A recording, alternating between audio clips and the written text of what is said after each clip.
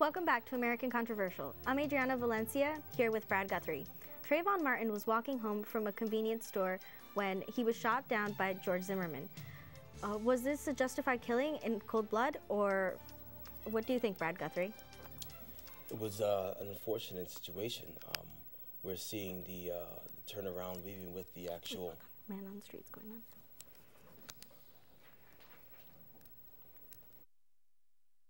It's been about 2 months since the killing of Trayvon Martin. George Zimmerman, his killer, is held on bail at the Seminole County Jail. He is charged for second-degree murder. There has been a national outcry over his arrest, and it's continuing to grow.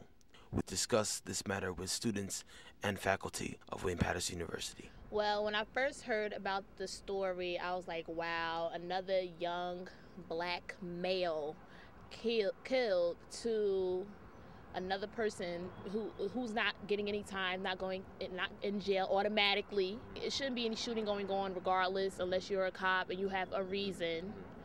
But because it happened, yes, it's racially stereotyped because he is a black African-American man. Makes me feel a little better that they're now doing something about it, even though it took them a little while. I find it a very, very controversial case as of right now. A lot of people are worried about whether it's going to be a hate crime or not. And I believe that the special prosecutor in charge is going to have a very difficult time fighting this case. I believe that he has a very large back, especially with NRA, a lot of the conservatives. And I believe that if you were to take a jury of his peers, that although there are going to be a lot of African Americans on Trayvon's side, that there are also going to be a lot of conservative white people that are going to also back him. So the chances of them actually coming to a reasonable conclusion to convict him will be very hard unless there is some sort of evidence that we as the public do not know about. I don't see how you can take someone's life and for law enforcement to just say, okay, go home, and when we need you, we'll contact you. That's not. There is something wrong with the judicial system, and I do think that this is a racially charged issue. Well, I hope that Mr. Zimmerman is put on trial and given a fair trial. There's some argument by some people that he was physically assaulted by someone who weighed 100 pounds less than he did, but who knows?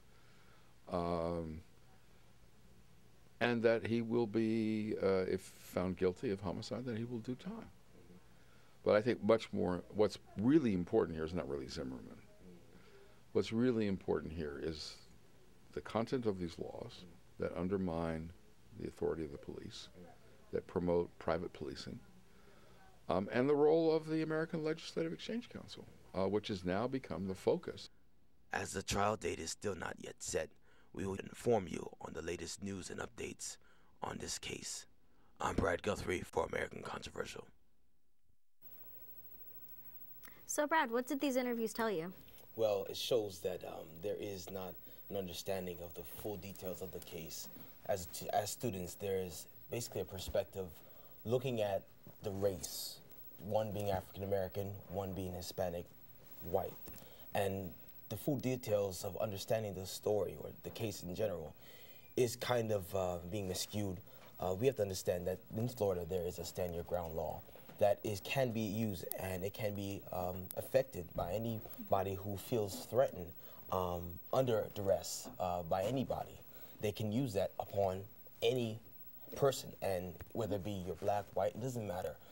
We have to understand that Zimmerman did, over this past weekend on Friday, got off bail, $150,000.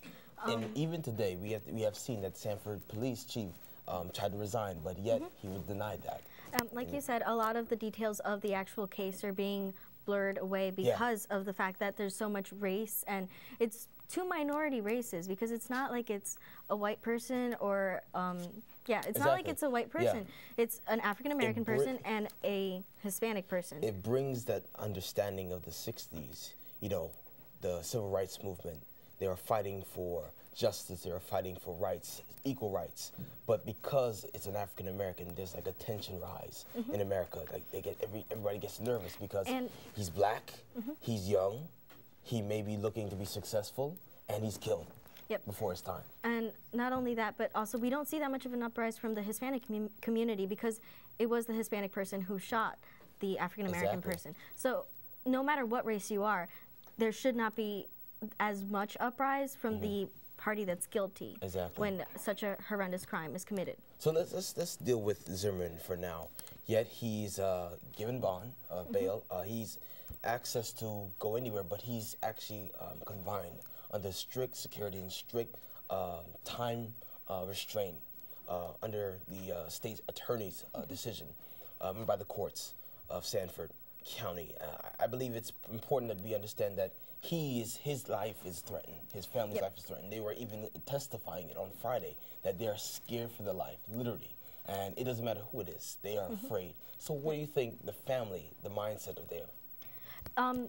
The fact of the matter is the family is going to feel threatened because they know that they're a big target, because everyone's going to want to go towards them. Exactly. Yep. There was for that this time, we have to leave. Coming up next on American Controversial, protecting the president and Ted Nugent's threat.